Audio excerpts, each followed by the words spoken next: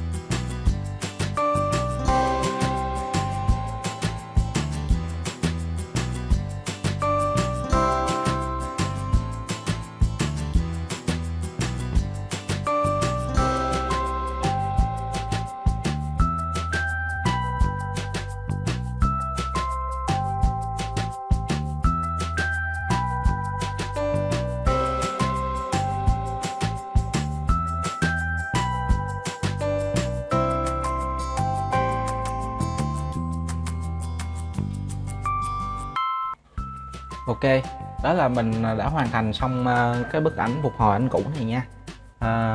Để hoàn thành xong bức ảnh này mình làm trong vòng gần 2 tiếng đồng hồ. Nãy giờ mình tua nhanh để cho đỡ tốn thời gian, nó còn tầm phải chừng 17 phút mà. Đó, cái công trình mà để phục hồi cái ảnh này cũng rất là tỉ mỉ, cần sự kiên nhẫn và tỉ mỉ của các bạn. Thôi chúc các bạn có thêm một cái ít kiến thức về xử lý ảnh cũ nha. Rồi, cảm ơn các bạn. Nếu các bạn cảm thấy hay thì hãy cho mình một like và một share nha. Rồi, cảm ơn các bạn nha.